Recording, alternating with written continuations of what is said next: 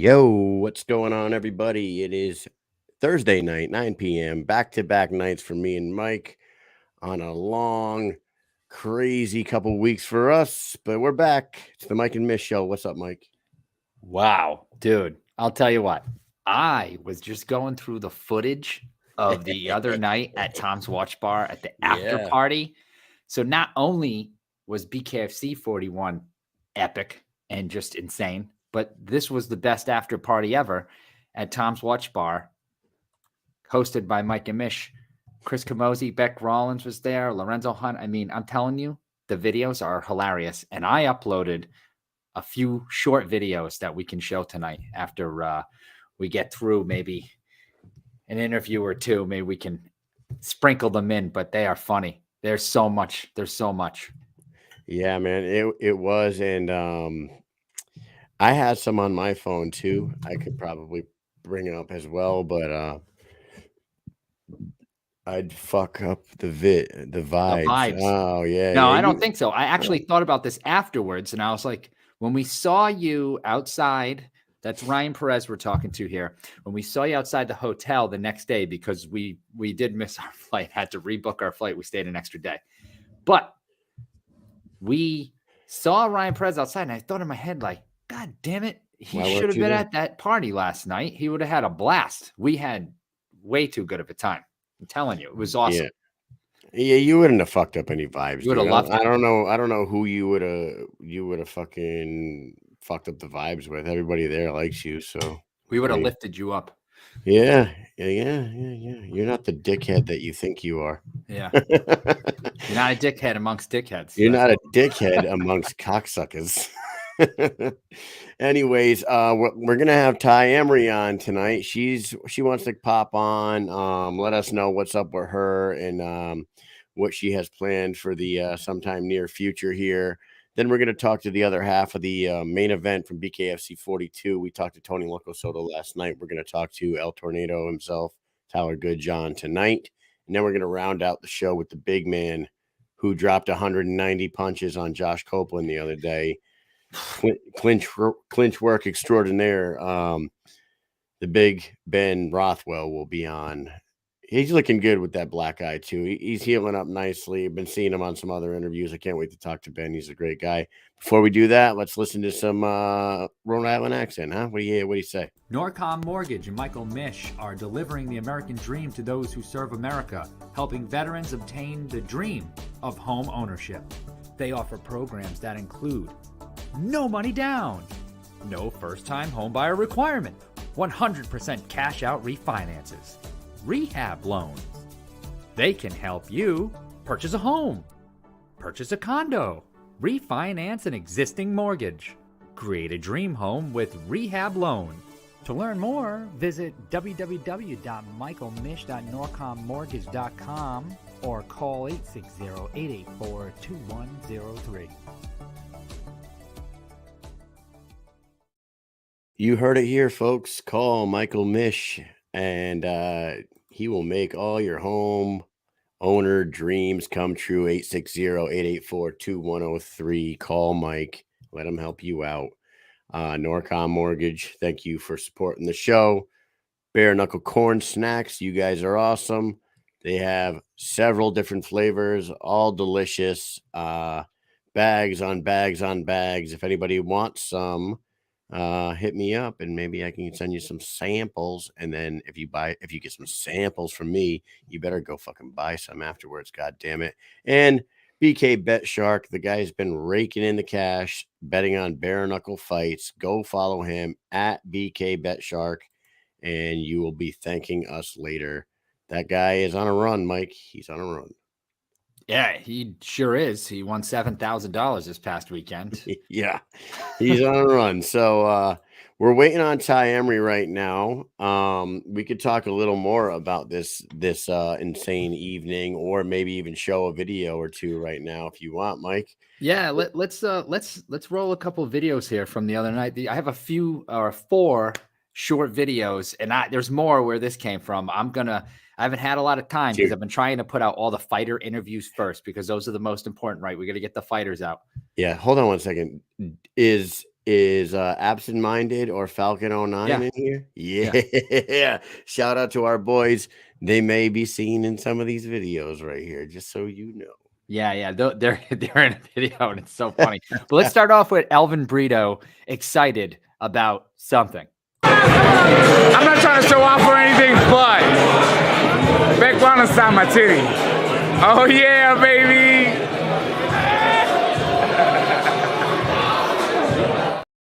His laugh is so funny. Dude. He's always laughing. You can be in a loaded restaurant. Like there could be so many people there in that place, and you could be across the room and you hear that laugh and you know, like, oh, Elvin's over there. I can hear him. Dude, he's infectious laughter. Always smiling, always laughing. That fucking dude has a good time everywhere he goes. And that shit was hilarious, man. Yeah. Not trying to brag, but background inside my titty. Not bragging.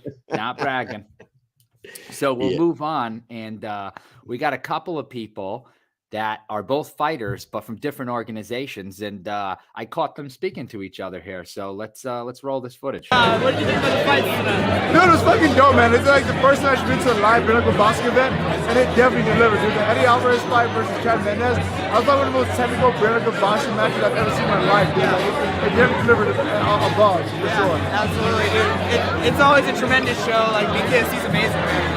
Bleed black and yellow. Yeah, dude, you guys are top for sure. Appreciate it. Nice to meet you. Give me this one, man. Take care. Would you ever do Bareknuckle boxing? Not in the near future, dude. You guys are tough. You guys are a whole nother level of toughness there. So Neil Magny says, no, I will not do bare knuckle, but he does love it. But the woman walking by said that he is going to do it. So I don't know. Who do we believe? You know what? He said not in the near future. He Not in didn't the say near no. He future. said not in the near future. That girl goes, yes. Yes. Yes. You can see in that, you can hear the music. You can see the people walking by. The woman just happens to come in and just talk just randomly. You look in the background. There's tons of people having a blast. That's how it was all night long. It was wild. It was crazy. It was fun. Probably one of the most memorable nights. So here's a little shout out by Beck Rawlings here. Hey, we're at Tom's Watch Bar. If you're not here, you fucking should be. See, Beck knows you have to be there. That's how good. That's how good it was. If you're not here, you fucking should be. Yeah, it's that's a hell of a place, dude. I gotta tell you, I don't know. I don't know if I've been to too many bars like Tom's Watch Bar. When you go upstairs, guys, there's like the virtual golf. There's like virtual indoor top golf. Yeah, I was trying to find a video to send to you, Mike, because I have some stuff. So basically, there's indoor top golf, basically a virtual golfing, game, couches and everything. But you can also play like a football game, which I have footage of Beck Rawlings and her people, Jessica Penne, and them. They're trying to golf. They're trying to play American football.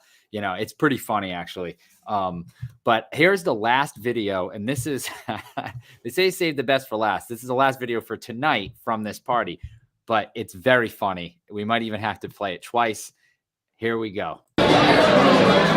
Hey, what'd you think about the fight tonight? Oh my God! Second level. I'll let you know. Hey, wait, let's. What'd you think about the fight tonight? What the fuck was that shit? Denver was fucking lit, boy. Our county boys came up to show up to Denver. Every What day, the all fuck? day, every day.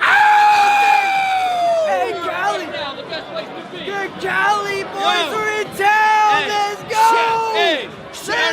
Shout out to BKFC. Shout out to Mike and Mish. Shout out to Tom's. Shout out. Let's go, boy. Every day. dude, those guys are the fucking best. When he says shout out, let's go, boy. I love it. Let's go, boy. Okay, so if anybody's wondering who those awesome guys are, that is Falcon on the left and absent-minded on the right. And they might have been absent-minded at that moment. It was fucking fantastic, man. Look at those guys. They were having a blast. That's the minute we walked in and everybody was having a great time. And I don't know if that's a Canadian phrase. Maybe Joe Ivy can help us, but second level. Never heard that before, but I'll take it. Yeah. Kevin Smith says second level. That means they went from level 1 to level 2. That's maybe? how good it was. How many levels Second are there? Because level. if we're only reaching the second level now, then fucking maybe second level is the top level. We will never achieve the glow if we're just now reaching the second level, dude. They went from the basement to the second level, Kyle. Oh, okay. Yeah, I think that's up. What, Hey, check this comment out from Tony Soto. Our boy Tony in the comments says Kai's mustache needs to go. Looks like a young Jeffrey Dahmer. I gotta tell you, he ain't wrong. You ain't wrong. He ain't wrong. I know. Joe Ivy says I never heard of it. Yeah, so second level. Second level. God, that shit was so funny. Oh my God. We gotta do it again, man. I'm telling you. I want Falcon and Absent Minded to be at every show. If you guys want to win some tickets to BKFC 42, we're just gonna give them to you, and you get your asses to South Carolina. Better make it over there. Better drive. You better start driving now. Yeah, it's got a few days ahead of you. A long haul. Cross country tour. What a time. What a time. I got about 50 other videos from that night, including about 1,000 pictures. And then there's phone videos, there's phone pictures. Man, I'm telling you, that place was unbelievable. I wish you could all be there, and one day you all will be. Got to get Joe Ivy out of Newfoundland, however you say it. She's going to be upset. Is that where she's at? Newfoundland? Yeah, we knew this. Remember, she corrected us on how we say it. And we say it wrong. So I said it 2 different ways. So Newfoundland? Newfoundland. Never been to the Carolinas, but I'm down. So let's fucking go. Newfoundland. No right, D? Well, what's with the D? There's no D? Unbelievable. How are we ever supposed to learn English if nothing makes sense? You ever see that? You ever see that video? The dude on Instagram where he's like got the chalkboard and he's talking to himself. He's like, "This is, it's like fear. No, bear, BEAR, bear, TEAR. What would that be?" The guy goes, or no, he does like he I don't know. I just fucked that all up. Oh, it's like bear, man. tear. It's like words there, goose. If it's goose and geese, then moose would obviously be. The guy's like, Meese. He's like, no, it's moose. It's just moose, buddy. It's like, yeah, man. I'll find that shit and fucking epic fail. Thanks, dude. Hey, I have a question. Are we being stood up here? I don't know. The funny thing is, she's in Thailand, so she's 15 hours or 12 hours ahead of us, or 11. Right? And I talked to her at 8:30 this morning, and she said, "I'll be in the gym. Count me in, mate." Yeah, second level. Second level. Yeah, this morning when she said that, we were second level. Right now, we're going down the stairs. We're down to first level. Yeah, man. We got to find. I can't wait to talk to her. We're going to talk to her, and I want to ask her some questions because I rewatched her fight against Po Denman, and I don't understand how she lost that fight. I don't know if you guys all watched that. It was on BKFC Thailand 4, I think, and she easily won 3 out of 4. Like I thought, 3 out of 5, pretty clearly. The other 2 were very close, but in those very close rounds, one of them, Denman, I think pretty much won. But Tai outstruck her in the other one. Tai outstruck Po Denman in 4 out of 5 rounds and outstruck her by like almost 55 fucking strikes over the entire fight. Sometimes I just don't understand what judges are looking at. And you want to talk about judging? So guys, Courtney Cameron versus a young new girl. Let's talk about that new girl too. Gabrielle Roman. Gabrielle Roman was signed by Jules to fight for the women's division. This is actually pretty cool. So Jules is now the scout, the recruiter, or whatever. She's going to try to build the women's division for the BKFC, try to get more women in there because Misfit's just running through all of them. And obviously she's going to run that back with Beck. But other than Beck, I don't really know who she fights next. Jules is on a mission. She's going to find more people. So she finds this girl out of New Jersey. Her name is Gabrielle Roman. This girl is like she's got this story where like it's single mother with a son living in a homeless shelter, and fucking Jules gave her an opportunity, signed her to a 1-fight contract. They flew her to Denver. They put her in a hotel. She felt like a princess for a weekend, living in a fucking hotel.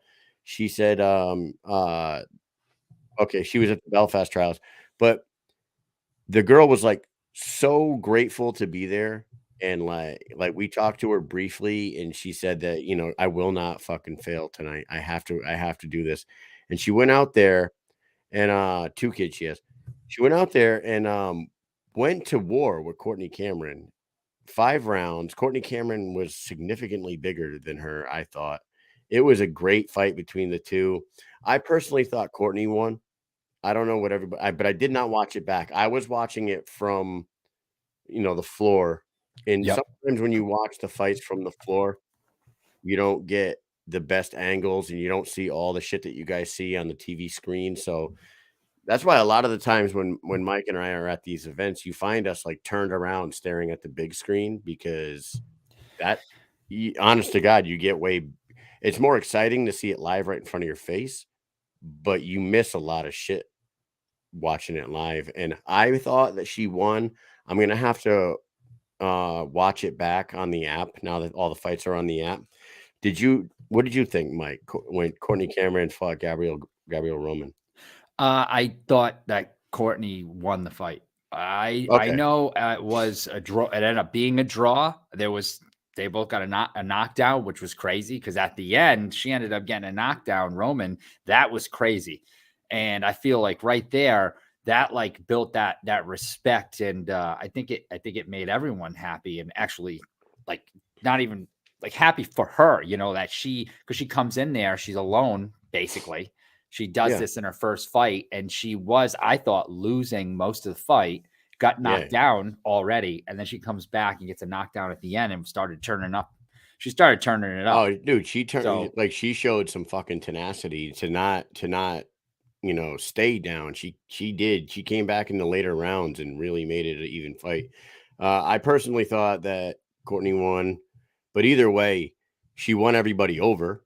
That's for sure. She won everybody over. She got the draw against a very tough Courtney Cameron, and I think that she's going to get a deal. I think that Jules or BKFC will probably work a deal for her to come back. I wouldn't imagine that was a one and done type thing for Gabrielle Roman. No, I think she's going to be back after that. If she got beat up the whole fight, she might be back later on, but I think they're definitely looking to bring her back after that, especially she didn't give up. She wasn't doing well. She didn't give up. She got that knockdown at the end. She was coming back. She got the draw. So she's got to come back, right?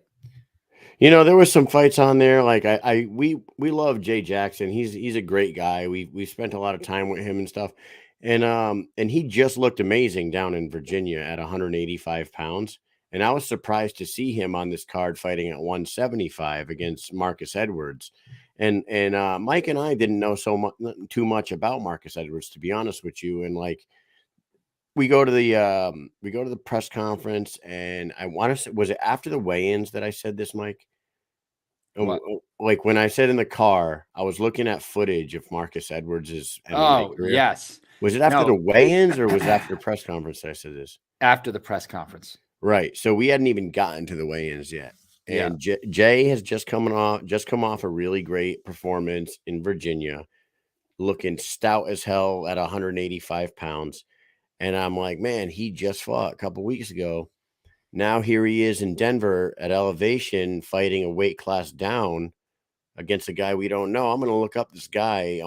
I'm a little hesitant for Jay right now. I don't know. I think this is too close. Obviously paychecks are nice, and you just want to jump right back in there. Well, losing the weight, traveling. He had to cut. He had to travel. He's a mile high, and I fucking start watching video footage of Marcus Edwards, and I'm like, yo, Mike's driving, and I go, dude, Jay might be in trouble tomorrow. And he's like, really? I go, yeah, this dude's a bad motherfucker. This guy's a bad boy. Yeah. And he trains with Kamosi and Copeland and Gertz. That's a solid team right there. The guy trains at elevation. Yep. It's like it was The a heavy recipe. hands. It was. He's got heavy hands. It was a Yep. recipe for disaster for Jay. With that cut and that travel and that short amount of time between fights and not really knowing his opponent too well for too long, and that guy being at elevation and having this team, like it was almost like all the ducks were in a row for him to have a bad night. When you were hoping, like, obviously we don't really root against anyone, but we just know Jay for so long, and we were just with him in Virginia when he won and did so well. We're at the airport with him for hours, just talking with him before the flight. And, then you see him a few weeks later and he's like, hey, now I'm on this card. And it was like, oh man, that was pretty fast. Right. And now you're fighting at a lower weight. And he won't admit it, because I talked to him afterwards and I said, hey man, I walked up to him, I put my arm around his shoulder and I give him a little pat, and he looks at me and I was like, man. And we just looked at each other for 2 seconds. I went, I don't know what to say. And he looked at me and he went, me neither. He's like, I get it. He's like, I understand. Like, you just don't know what to say to somebody after they've trained so hard and they've gone out there and they've lost a fight and they feel down. You don't know. You can't say anything to make them really feel better. You just kind of they know that you feel for them. So I was like, hey, man, can I ask you a question? I was like, you think that taking this fight on such short notice and having to lose that weight and do this traveling and come up here to Denver was kind of a hard task, it was a tall hill, so he's like, no, I don't, he didn't want to admit that all those factors definitely played into it, and he didn't want to blame it on that though. He's like, I lost, whatever. So he wouldn't take it. He wouldn't take that bait, but you could tell that it wasn't easy for him, for sure. Yeah, man, it was a tough loss for him. I felt bad for him, but like, I think we all saw the writing on the wall. I totally saw the writing on the wall. I was nervous for him after just checking the dude out for a minute and finding out who he trains with and what is MMA. He has like a 15-5 MMA record. He's a fucking bad dude that trains with bad motherfuckers, dude. And he's like Corn Pop. Corn Pop was a bad dude. Corn Pop was a bad dude. Boys. They cut from the same cloth, man. That's right. Picked from the same field. Sleepy Joe probably knows him. Corn Pop. Bareknuckle. He maybe his nickname is Marcus Bareknuckle Corn Pop Edwards. Maybe. Yeah. Nah, Pop it's was bad a bad intentions. dude. He ran with a bunch of bad boys. Bad boys. Yeah, man. Another fight that we didn't talk about last night that it was a nice bounce back win was Brandon Gertz, man. And talk about Marcus Edwards and Kamosi and Copeland. Gertz was the other teammate. They almost went 4 for 4 that night. They went 3-1 as a team. Yep. Gertz, unfortunately lost to Jake Lindsay with a really, really bad cut last time we were in Denver. And he got himself a nice bounce back fight against a very tough Christian Torres, who I feel like Christian Torres has fought like 6 times in the last 13 months. I might be wrong, but he's always fighting Christian Torres, right? Doesn't he always fighting? I feel like he's always he's always on the freaking. We're always card. at his fights. That's why. I'm gonna look it up right quick, because I feel like he has to have fought like 6 times in the last year, right? So we saw him fight in 2021. I think it was November, and Belfast was his first fight. You interviewed him after the fight. He fought again at the other New York card, right? He fought the last time in Denver. He's fought maybe 4 times or maybe 5 times. Yeah, this guy, he's always fighting. Either way, he was an tough Albuquerque, night out right? for. Yeah, he was an Albuquerque. Never says no. He might have fought 6 times, because he fought in Albuquerque twice, Denver twice, and New York twice, right? Yeah. Yeah. Yes. That is it. Yep. He fought in New York twice. Then he fought Hester. He fought in Denver. He fought Knucklemania, and he fought in Colorado. Yep.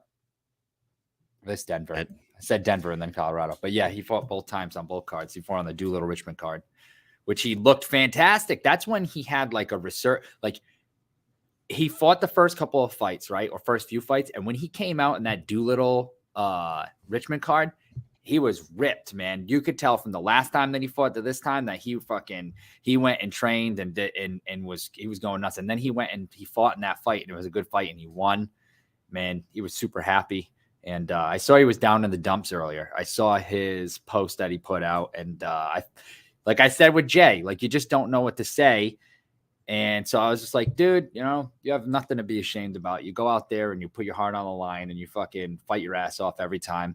You get back to the drawing board and get back out there and do what you do best. He'll be back, and he'll be better than ever. You know, He's fought 5 times since last March. So in 14 months, he's fought 5 times. That's pretty badass. Now, I don't know what happened to Tai. She hasn't wrote back yet, but our second guest is here, and he's ready to come on. Our second guest is our first. So why don't we just? Our second guest is now our first guest, and he is on time and ready to rock. He's the other half of the main event. We talked to his opponent, Tony Soto, last night. He's going to be taking on Tony on May 12th down in Greenville, South Carolina. And this guy always brings it and always puts on a bloody war, and that's why he's a fan favorite. Everybody loves El Tornado, Tyler Goodjohn. Hey. What's happening, guys? What's up? There he is. How you doing, buddy? Let me get you over here. Let me make you big. Thank you. How are you two? Doing great. This last weekend was insane. Yes, it was. Yes, it was. It was very good. We're always good, man. We're always good. Yeah, like Mike said, we're coming off that Denver trip. I feel like we're still coming down from the high that we were on. Yeah, coming mile high. Denver. It's a long time to come down when you're high a mile. But we're back. We're back to business now, and we're ready to hype the next event, which happens to be headlined by yourself here. You're taking on Tony Soto, and like I said on the intro here, you never disappoint. You always go out there, win, lose, or draw. You're in there for the long haul. Mm-hmm. Let's talk about your opponent. What's your thoughts on your opponent, Tony Soto, heading in here? It's a great fight. You know, it's an interesting fight. Obviously, Tony, he's unbeaten, but he hasn't been tested. You know, he hasn't fought anyone of my caliber yet. So yeah, it's an interesting fight because, it's obviously a really big fight for him to prove himself, and it's a big fight for me to get back into title contention. So yeah, it's almost a bit of a crossroads fight for both of us. And we'll see what he's made of. And you're down there in Florida. You're training with the champ, as always. I mean, I know that you love it down there in Florida, but how are things right now coming back to Florida and settling down and cleaning some things up in your life and getting your mind right? What's it like down there right now? Honestly, it's almost a bit of a cliche to say, it's been, the best camp ever, but it really has been a great camp. Obviously I had a few issues earlier on in the year. Fixed myself, come back double determined, to put things right. And, I have, I've had like 12, 14 weeks of just absolutely getting my head down and training super hard, living the life, sacrificing everything. When I'm not training, I'm resting, getting ready for my next session. It's been... it hasn't always been glamorous,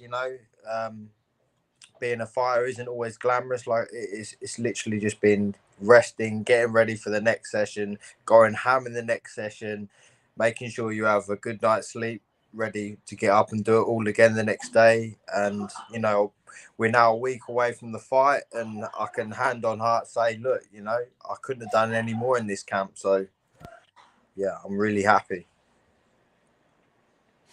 One of our viewers here is saying, shouldn't you be in a bathtub? That's what she's saying. Do you remember the first time you were ever on the yes, the first time you were ever on this show? You were sitting in a tub in Vegas, man. That was a different Tyler, different Tyler, different time. That was we had your Tyler, yeah. Rock star, Tyler. Yeah, you were living that rock star life. Mhm. You were living that rock star life at that time during like the fucking heart of COVID too, Yeah. man. It was a Yep. wild, it was That a was like the wild beginning. time. Mhm. Yeah. Let me ask you this, man. Last night we had your opponent on. Tony Soto was on here, and he told us something that kind of shocked us a week and a half or a week out from the fight. He said that you have not signed a contract. Is that true? Have you signed a contract? Is the fight official, or are we still I've not waiting? signed the contract. Well, I've signed it. Do you know what? Tony talks absolute shit, mate. He talks shit. The geezer's online saying, this and that, trying to talk shit about me. Then he's sliding in my DMs asking what fucking flavour ice cream I want. Tony, mate, you talk shit. Shut up. So you signed the contract, and there's no discrepancies here. I don't like. It's ridiculous. I've got my flights, my hotel, everything sorted. So what, mate? The geezer talks absolute shit. What the fuck has it got to do with you, Tony? You mug. We were nervous though, because I was actually nervous about this because Tony had 2 fights in a row where his scheduled opponent, for one reason or another, fell out. It was just bad luck the last 2 times. And then he said this on the show last night, which really I was like, don't tell me this is going to happen 3 times in a row for you, dude. That's I'll just say, I was the one that made this fight. I messaged Nate Shook and said, look, what about the Tony Soto fight? I was the one that made this fight. So Tony.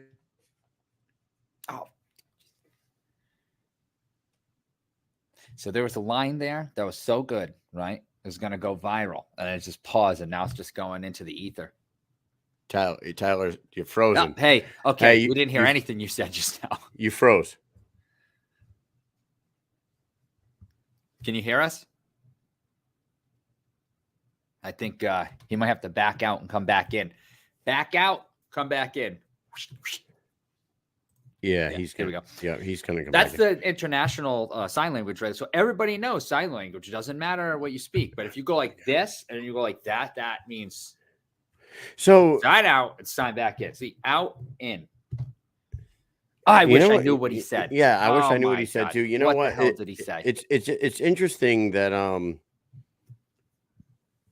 what that Tony's saying there's no. All right, so here he comes. Here he comes back. That's interesting to me. I'm glad to hear that they do have a contract fight. I mean, I was nervous last night. Hey, Tyler, you're back. Yeah, sorry about that. I don't know what happened there. Yeah, no, I'll repeat myself, though. I was the one that contacted Nate Shook about this fight. So I don't know what Tony thinks he is. That like people are scared to fucking fight him or something stupid like that. But he needs to shut the fuck up and concentrate on next Friday. You know what? Like, he got us fired up. Now you're getting us even more fired up here. We know what kind of fighter you are. We know that you have only fought the best. I mean, you went in. I mean, Felony Bennett has been there and done that with everybody. So he's a tough night. But let me tell you something about the Felony Bennett fight. That, like, you know, just to, you know, people know that I'm tough in my last couple of fights. But the Felony Bennett fight, I come over on my own in the middle of the pandemic, had to quarantine in different countries to get there. Not only that, I come off COVID by 4 days, and then I come over to Mississippi, like I say, by myself, got in the ring after 4 days.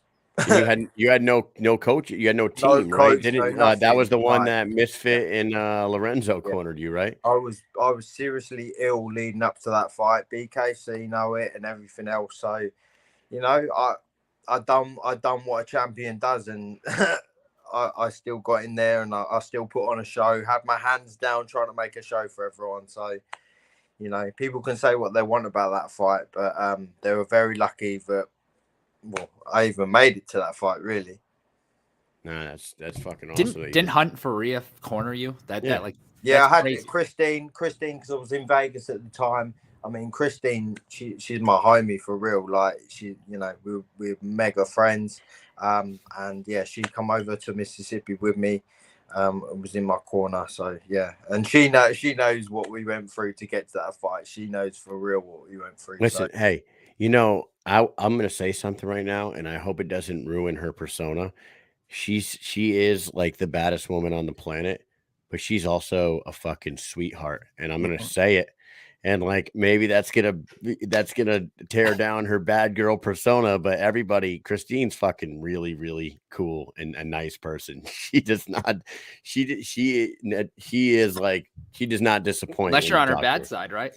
Right? Unless you're about to fight her, and then she's a fucking the meanest person on the planet. But honest to God, she's like cool as fuck. I gotta say, Tyler. All right, listen. The other night, right? She walks out. And the person that walks out right next to her, Conor McGregor. Could he not walk out at the best time in BKFC to see such a dominant women's champion in the sport? He got there just in time to see her and Beck put on a show. And I felt like that was such an opportune time for him to come out and see that, because after that, no offense to the other guys. Now, Perry has been fighting, and yes, Chad fought once before. But the thing is that for him to actually see a homegrown fighter fight there was super important, I thought. Yeah, I mean, Christine's one of the day ones, isn't she? I mean, Beck was as well. So it was a great fight for, like you say, for Conor to come and see the first fight at the event. Yeah, man, it's pretty cool. It's pretty damn cool. It was a real turning point for the company that you fight for right now. Like these guys, and Feldman talked about it, like pushing all the chips in on this event. It could have gone very, very bad for the company. Like, all in on this one. It could have gone bad, but it absolutely did not. And I swear now, this whole week, the whole combat sports world has been talking about the BKFC. And I really feel like that was a major, major turning point for this. And how cool was it? Like your event is being previewed on the biggest event in the history of the fucking sport. And now, and now after something like that, there's probably fucking 5 million more people interested in the sport now that are going to tune into the next one. And just who happens to be headlining that shit? You and Tony. That's fucking awesome for you guys. Yeah. That's exactly what I said. Yeah, that's exactly what I said to the people here. Obviously they're advertising my fight on the biggest event, and then you got like a little 2-week gap before mine, so everyone's looking forward to the next Bareknuckle event, and can't put a show on. Unbelievable. And now is he your coach, your manager, or just teammate? What is Luis Palomino to you? Is he your mentor? Like what would you consider him? Yeah, he's my mentor. He's I've got all the respect in the world for Luis. He's man, he's really helped me, not just train with the training, he's helping me in life. Do you know what I mean? He's he's a wealth of experience. He's I owe a lot to him. He's the reason why I'm here, basically. Me fighting him that couple of years ago, but just even yesterday, like obviously, Eric Castaños is my trainer, but having Palomino there and just sharing his experience and giving me a little bits of advice in my last spar and stuff like that, it's it's a blessing. Do you know what I mean? To have the pound for pound champ in my corner. Yeah, man, I couldn't even imagine like what that does for an up and coming fighter to go in and fight a guy like him, right? Like before that, you guys were not friends before you fought. You went in there, you went to war with him, you won his respect from him. He won his respect from him so much that he invited you to come train with him, and now he's helping manage your career. It's pretty cool. Is he? I would expect he's going to be there in South Carolina with you, or is he going to be there? Yeah, he's going to be there. Like I say, we went to war. It's a great story. It's a great story for just like humanity in general. Do you know what I mean? We went to war, and now we're brothers. Do you know what I mean? We're on this journey together. He wants nothing but the best for me. Yeah, man, it's a great story. Isn't that kind of like I think I had one, and Mike probably. I think everybody has that one guy in your high school that you end up getting into a fist fight with. You guys beat the shit out of each other, and then afterwards you're fucking cool as hell, and you guys hang out all the time. Yep. It's one of those things. I think everybody's got one of them. It's just so wild that if you were to win that fight, your life would be totally different right now. Yeah, it would be the turn of events. Like if you would have won, then you probably would have went your own way. Maybe you guys would have rematched in the future, but you lost, and what would probably be an unfortunate event turned into such like a great turning point in your life. And like, as it seems anyways, by what you tell us, and your life is totally different. Now you live in Miami, you got a new best friend, somebody who's a mentor. It's just, it's amazing. It's a really cool story. Yeah, it really is. It's the Apollo Rocky story, isn't it? But in real life, that's what it is. Yeah, that's exactly what it is. But you only fought once. You guys would have had to fight a second time, and you would have had to beat him. But either way, it was sort of a Rocky story. Now Tony's 4-0 right now. He's looked better each time he's gone out, which everybody in the everybody in Bareknuckle learns from fight to fight, right? You don't go in there fight exactly the same every single time you go out. If you do, you're a fucking idiot. Like everybody's got to learn a little something from every time you go out there. And Tony has been. Have you been impressed? Has you and your coaches been impressed by what you've seen out of Tony Soto heading into this fight? I mean, it's a tough one to say because obviously he has looked good. I can't sit here and say he hasn't looked good in his performances, but who's he fighting? Do you know what I mean? You can't be fighting debutants, and that's the top and bottom of it. I could have a really pretty record too if I chose to fight debutants every time I fight and people with losing records, but I don't. I step up and I want to fight the pound for pound champ. I want to fight a guy who's 7-0, and that's it basically. So we're not really going to find out what it's all about until next Friday. That's his chance to step up and show people what he's really made of. At the minute, for me, he's just a clout chaser. He just, he's one of these social media people who wants to act a clown on social media and go in there against debutantes. You're in for a big, big fight come Friday. You're in with a fucking veteran, mate. So we're going to see what you're really made of. Oh, man. 1 week. One week. We're 1 week away. out. Well, we're 1 week out from the weigh-ins, 8 days out from the scrap. Yeah. I cannot wait. Last time we were in South Carolina, it was in Myrtle Beach, and I got to tell you, if the crowd is anything like it was in Myrtle Beach, you're in for a treat because we didn't know, like, heading to Myrtle Beach, we were like, Myrtle Beach is kind of like a retirement area. People they retire, they go down there to fucking golf for the rest of their life. So how many people are actually like fight fans in this area? There was 3,300 people in this place that they had it in, and they were fucking crazy the entire night. So I would expect it to be. They had to add seats twice. Yeah, they sold out and added seats twice. They sold out, opened up 500 more tickets, sold out again, opened up 500 more tickets, sold out again, and then sold 200 more the day of the event just to like crazy. Pack them in there. It was nuts. We're really looking forward to this, Tyler. You like we said, you always bring it. You fought fucking James Lilly and Luis Palomino, and you come from BKB where you fought killers over there. So looking forward to you giving Tony his hardest test so far in the BKFC. We'll see where you guys go from there. Whoever wins, it's very interesting what happens with either one of you guys. Right now, you both sit outside the top 5. A win for either one of you is going to put you fucking very well into the conversation of that top 5. Your training partner and friend is the champion in that division. It's the future is interesting with you guys for sure. So we're really looking forward to this. I think he might have froze. I think he might have froze there towards the end of that. Oh, here he is. There he is. He's back. Sorry, I don't know what's going on.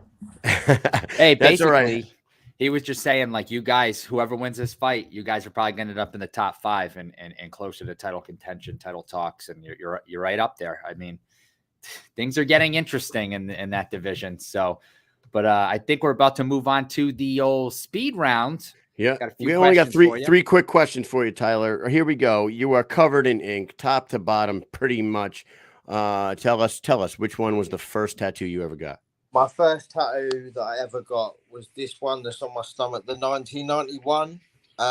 It was when I was 14 years old, by a friend whose dad had a tattoo kit, and he absolutely butchered me. I've it done about 4 times to try and make it look good, and I mean it looks better now, but yeah, I was absolutely butchered. That was my Were your parents aware that your friend's dad was tattooing your 14-year-old stomach?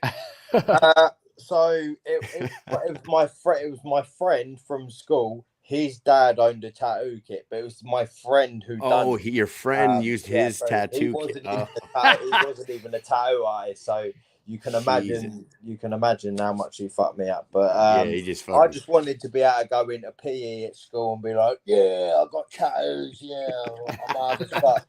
And the shit tattoo. But, you would definitely show that shit off in school. I got my first one at 16 years old, Tyler. When I got it on my back, I wore a shirt in front of my parents for like 6 months because I was afraid what they were gonna fucking say. I never was shirtless in front of them for a solid 6 months, and then they started noticing that we have a swimming pool and I wasn't going in the pool and shit like that. I'm like, oh, fuck it. You know what? Fuck it. And I took it off, and they didn't really. And surprisingly, they didn't give a shit. Check it out, right? My wife has tattoos, and she still tries to hide them from her fucking dad. He's like old school Italian guy, and he saw a tattoo on her, on her neck. Her hair's covering it. She put her hair up one time, and he didn't even know it was there. And he's looking at her, and she's walking back, and I see him staring at her, and she looks. She's like, "What?" And he goes, "What do you think? You're cute?" And he just gives her that ice grill. You know what I'm saying? Dude, what do you think? You're cute? Oh, that shit's fun. I can see him saying that shit. She's a 38-year-old woman with 2 kids, and he's still what are you doing getting a tattoo? So all right, second one. Here we go. Oh, what is the number one thing you miss most about home? Do you know what? I'm really soppy here, but I miss my mum and dad, because my mum and dad are the coolest fucking people in the world, the most supportive people in the world. I would not be where I am without them. So I love my mum and dad to bits. So I love that. Yeah, that's a great answer. That's a great answer. And they didn't kill you when you allowed your 14-year-old friend to tattoo your stomach. So you know what? Good on them. Fucking shout out to your parents. Last question for you, my friend. Finish this sentence. I'm fascinated by. Ooh. I'm fascinated by the fact that only 6% of the ocean has been explored. Wow, great answer. Yeah. Fucking great answer. That's why I say fuck the ocean. I'm not going in that thing. All right, dude. That's a great answer, Tyler. Very, very wise answer there. What's one last thing you want to say to anybody that's going to be tuning in on May 12th on BKFC app, BKFC 42, when you take on Tony Soto? What do you got? First of all, I just want to say to Tony, because that has annoyed me a little bit, he's saying about this contract.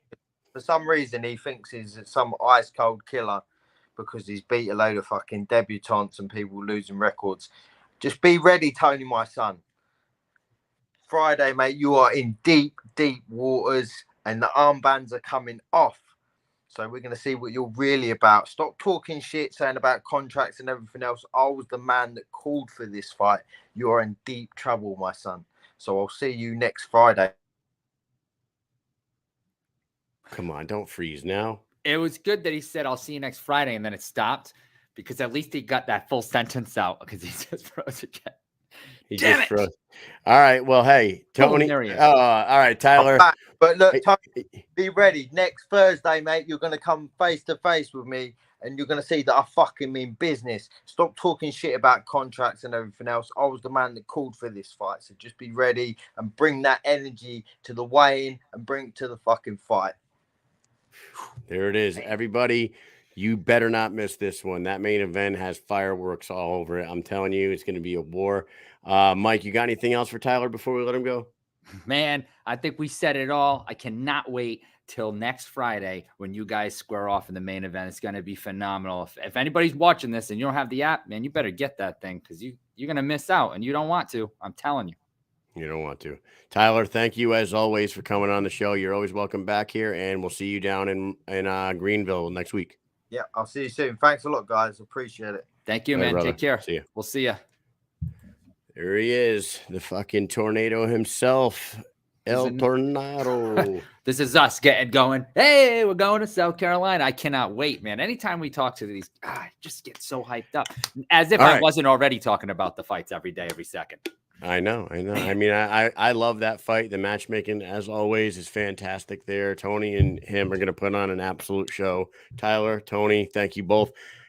We have our first guest is now our second guest, but she is here and she wants to talk because she wants to get back in that squared circle and do some fucking damage.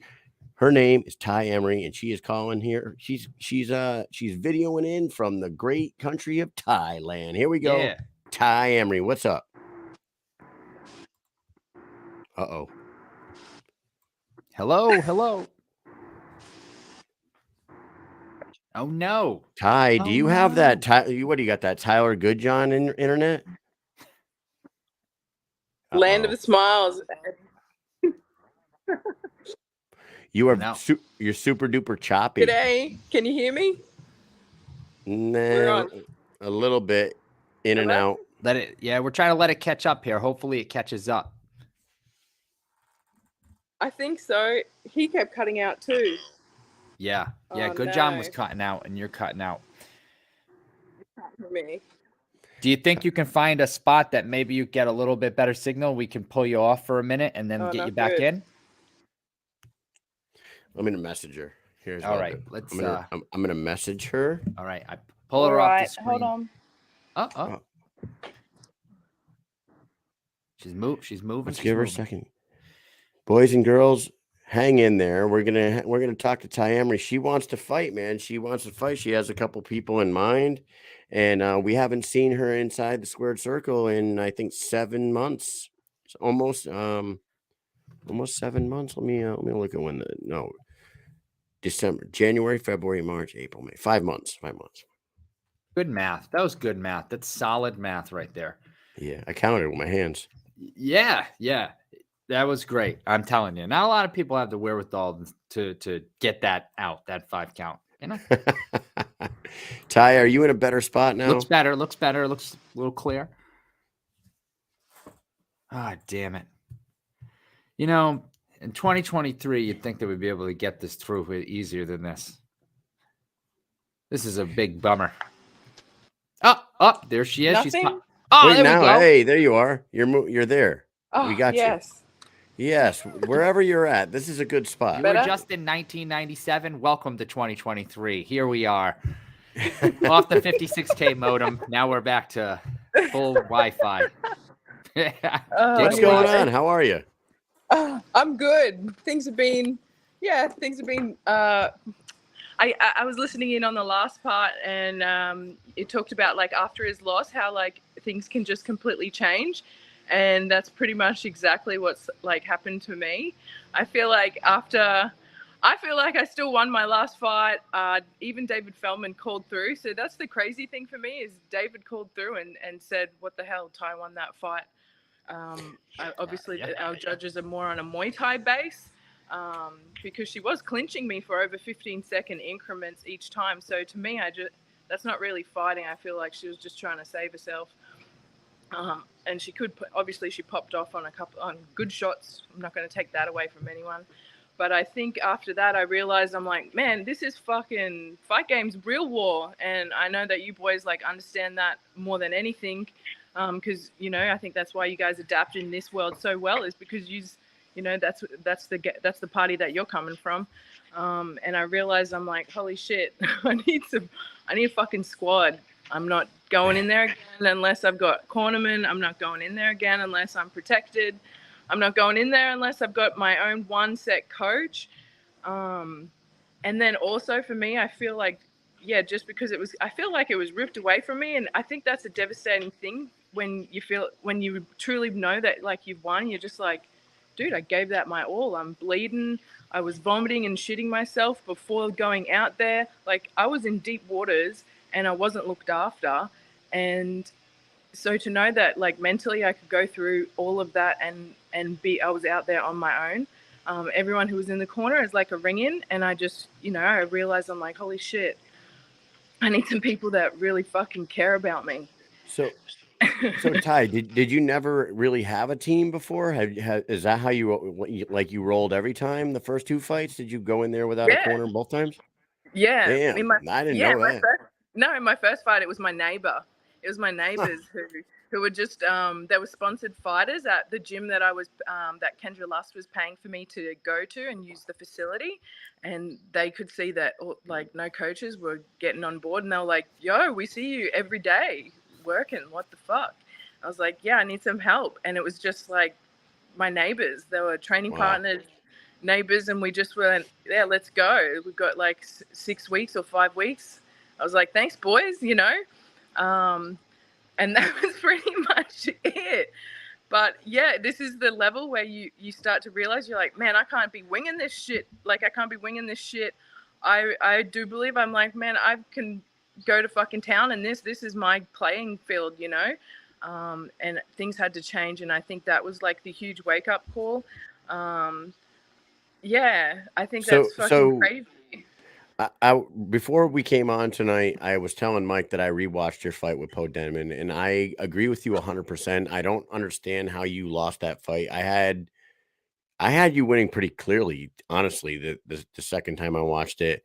And the last 3 rounds I thought were clearly you. And then the first 2 were close. First 2 were close, and by the last is when I started to figure out like how to get the clinch arms in and kind of like disable that. So with crazy. With what you said there, with Feldman reaching out to you, obviously they're going to want you to get right back in there. And we had heard that you were going to fight possibly Jade Mason Wong, who's now fighting Taylor. Can you talk about that? Were you offered that fight, and were you supposed to do that? I was offered Taylor. Yeah, I was offered Taylor. So I think that's kind of good, because it means that either way they wanted me on that card.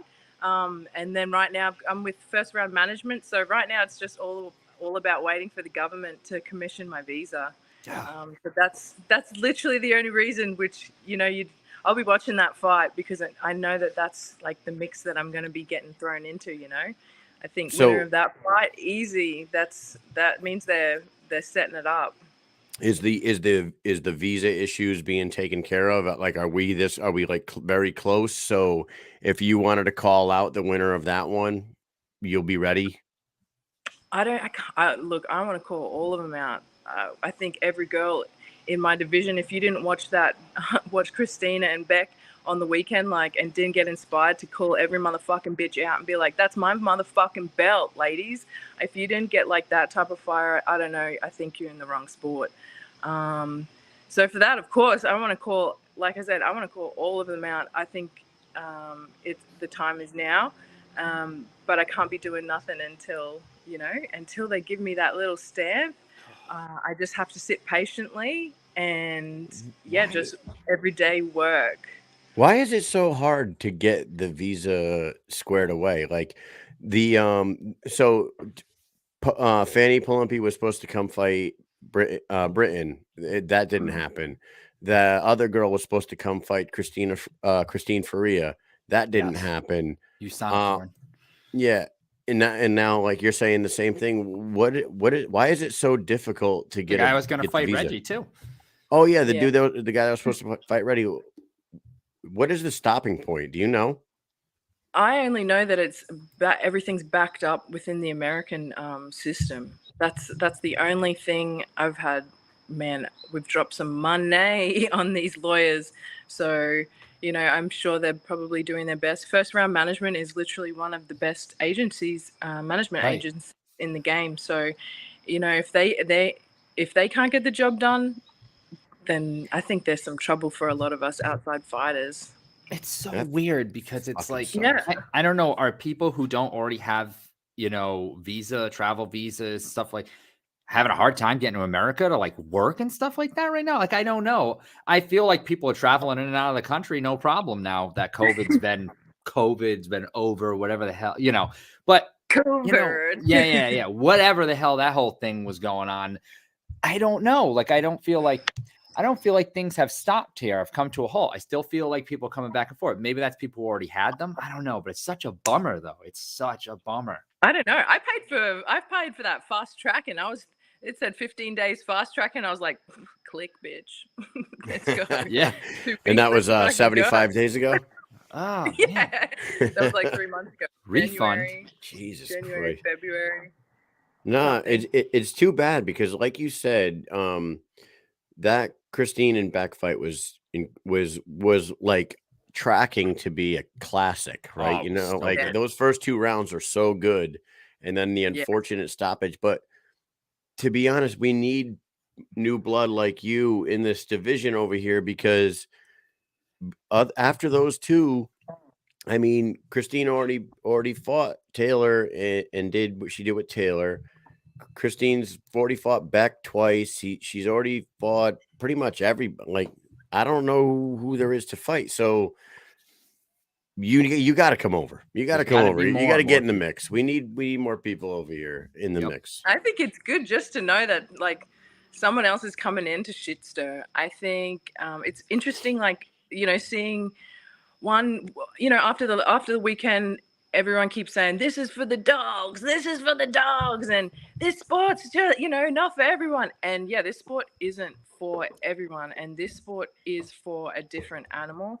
And getting to analyze, like I've got to be around a lot of the girls, like we've had, Taylor's come out and she's talking more about her bipolar and being able to help people and inspire in that way. Christine's gone to jail and has been able to turn her life around and help people in that way. Beck's come from an abusive relationship and being able to help people in that way. Like everyone's had this thing that helps them to be crazy and get fucking deep. And I think, that's why I can connect with you guys, because you have been in some real shit, and a lot of people aren't real anymore, and I think to have someone like myself, like be able to come in, like for one, I know how I make girls feel. Whether that's, hey, and I've got enough emotional intelligence to understand how I can make every girl and even every man feel usually in a room, so sometimes even having to juggle those things. But I think BKFC is the platform where it's going to be like, well, are you ladies going to have a bunch of whinging against me, or are you like, what's the intimidation factor? Because I don't think anyone should be intimidated in this. You should want to be able to challenge yourself against someone. And if anything, you should be wanting to smash this pretty face in. Nobody should be turning anybody down. That's for sure. No, we talked about that last night. We did. Everybody should be fighting whoever they offer. Just go. Just do it. It's not some obscene shit. Yeah, this is UFC. Yeah. Hey, what is the buzz like in Thailand right now? Is there any talks about any BKFC events coming up over there? If you can't get over here to fight, is there even? I haven't heard anything. I haven't heard anything either. Everything went so silent because they were meant to have the Bullcow Sanchez card. That was the last one they talked about, and it got canceled. And that got canceled because I threw my name out. Of course, why would you not want to fight on a Bullcow Sanchez card? I know, right? Muay Thai classic coming over to Bloodsport. Oh my God. But then it was, I got told, because I talk with Nick, obviously, even from every fight, I've always spoken with Nick just because I like to be like that with people I'm working for. And he said it was meant to be moved all to the Philippines, and that now there was a lot of blockages happening just in what money the governments and stuff were trying to get. And then because of all the rules like, betting, alcohol, just like the usual, they were starting to want an X amount, I guess, because they probably realized the product that BKFC is, and that they could get more value, Jesus, what the fuck? I wish we could just bring you guys all over here and throw you in the mix with the roster over here, because you guys have some really good fighters over in Thailand that are not being utilized right now. And like the 115 division could really use Fanny Palumpi over Yes. here too. It's For like, For sure. Britain will be like, that's a good fight for Britain, for both, like for Brittany or, whatever. And Fanny, like, that's a good fight. is. People deserve to see that. And the girls deserve to also be challenged in that way. Live by the sword, die by the sword. And now we have the opportunity and the ability to have these wars. Like, the fight gods want this. And unfortunately, not to try to bum you out about this or anything, but when we were in Virginia at the post-fight press conference, I don't know if you saw this, but Kyle asked Feldman about, Britain Hart going over to Thailand to fight. And she also said that she wanted to go, or maybe you were talking to Britain when you guys talked about this too, because I think you might have asked them both, Kyle. And Britain wants to go there. And Feldman said, no, not happening. He said that he straight up said that he would rather not bring American talent over there.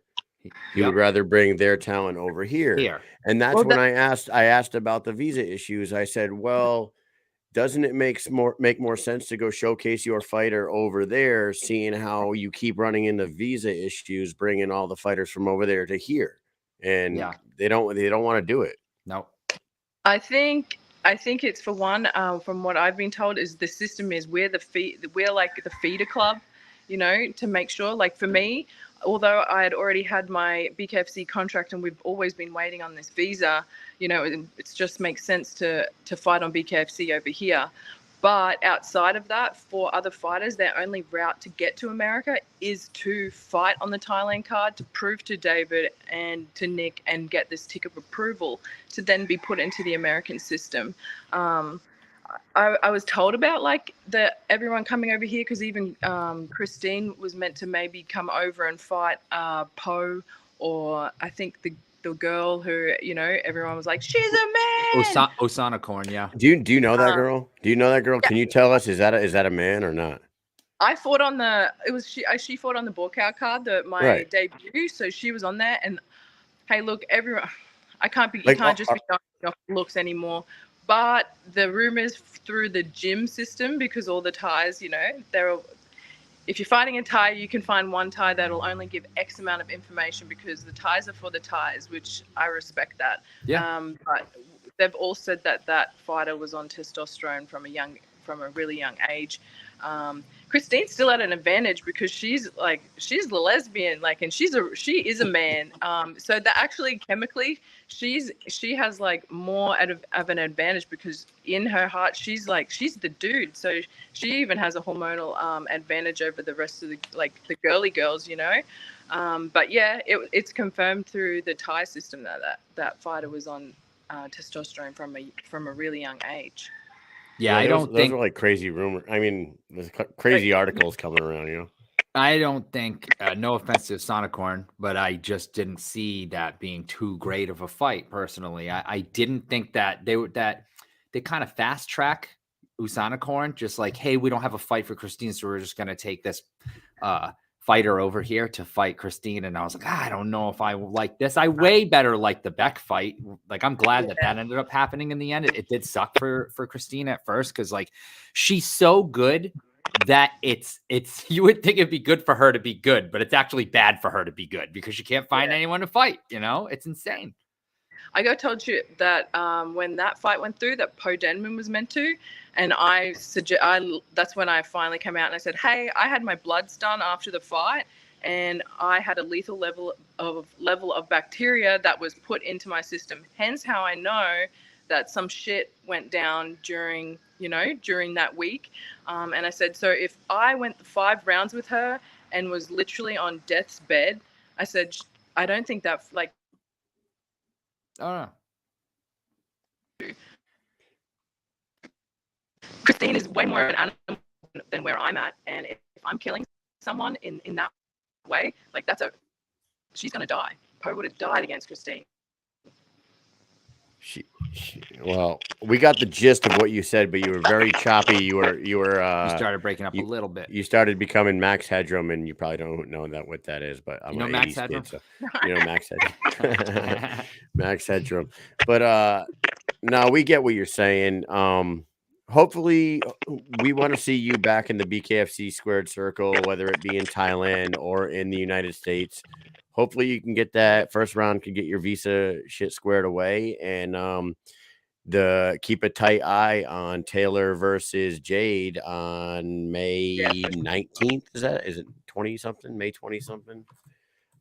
Because I think you against the winner of that would be fantastic.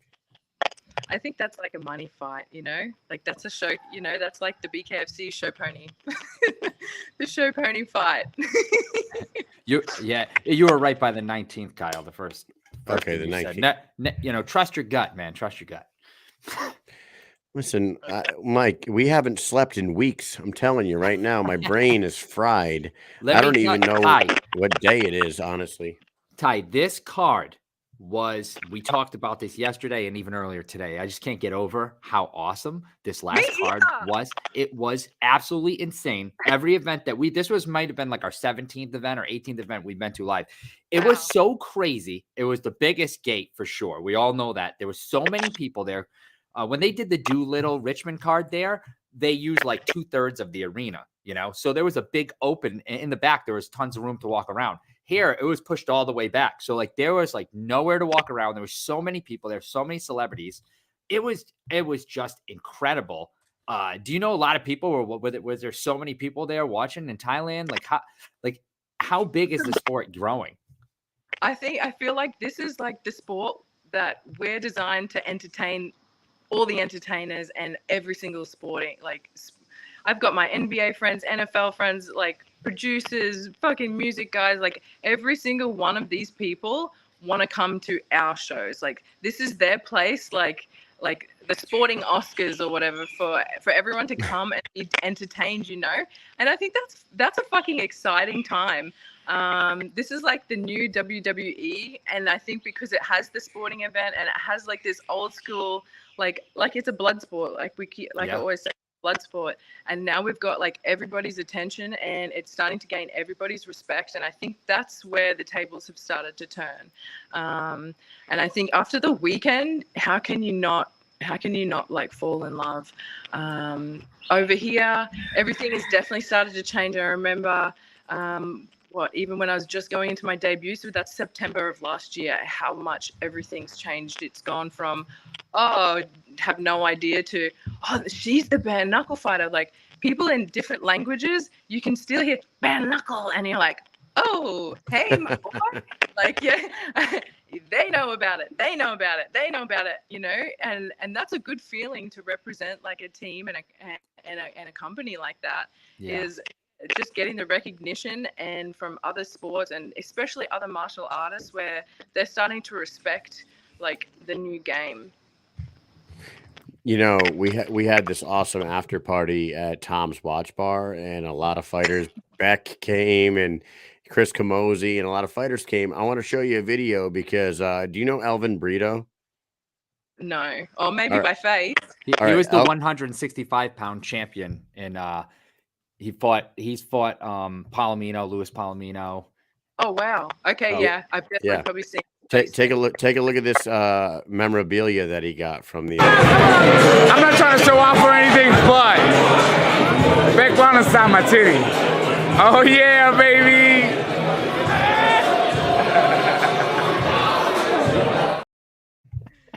Oh my god, that's fucking gold. But did he get it tattooed after? He should have. I doubt his wife may kill him, but yeah. It was so funny. He was like, he thought that was like, he was all proud of it all night long. He's like, I don't know how your night's going, but back raw inside my titty. It was so good. Yeah, it was fucking. It was babies, kissing babies, son and titties. I'm gonna tell you.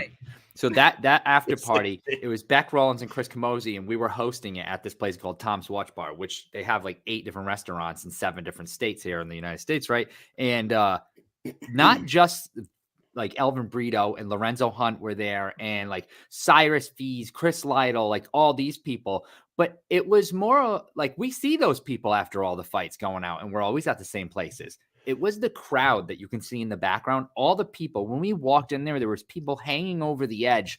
bare knuckle. And when I did not expect that when I walked in, I was like, you know, it might be semi-full in here. A lot of people we might know.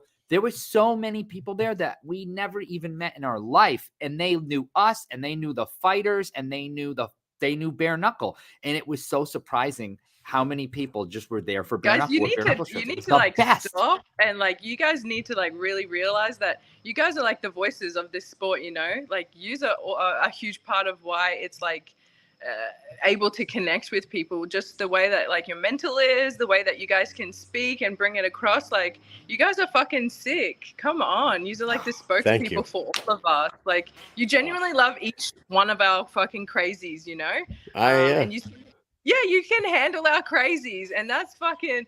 There's not many people who can actually just speak to each one of us, because sometimes you're in a room and people don't know how to approach you or don't know how to speak or have a conversation. Like sometimes I don't get to actually speak to people until like, you know, coming on here, I'm like, oh, fuck yeah, I'll be on the show. Finally, some motherfuckers who aren't scared and can either put me in my place, say their opinion and not be scared for that shit. So I think that's fucking awesome. Of course, you guys are helping and going to grow and grow and grow. Like matter of fact, Ty, what's super cool is the location that we did the party at.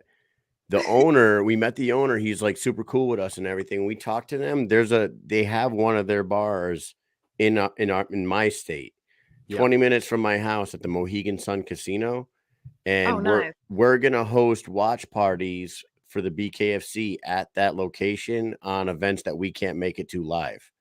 Yeah. And I was talking to some people from the casino today, actually, and I didn't even tell Mike this. Their capacity at that bar is 260, and me and him were talking, and he has no doubt that there will be 260 in the bar and a line down the fucking hall waiting to get in the bar. We'll just blow 100%. The roof off that place every time. So I can't wait for that shit. And they want to show them at all their restaurants in every one of these states. So people want to show bare knuckle, and I'm here for it. This is the best time ever to be a bare knuckle fan.